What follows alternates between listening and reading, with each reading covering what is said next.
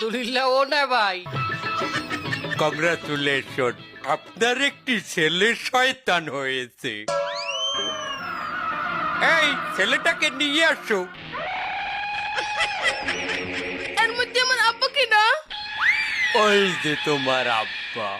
আব্বা একটা YouTube channel করবো, কাপুল ব্লগ বানাবো। ডাক্তার সাহেব, এরে ওর বাপের কাছে দেওয়ার ব্যবস্থা করেন। এ জন্মের পরের এইসব ব্লগ মুলাক কি করবে কচ্ছে আমি আর পারতেছি নে।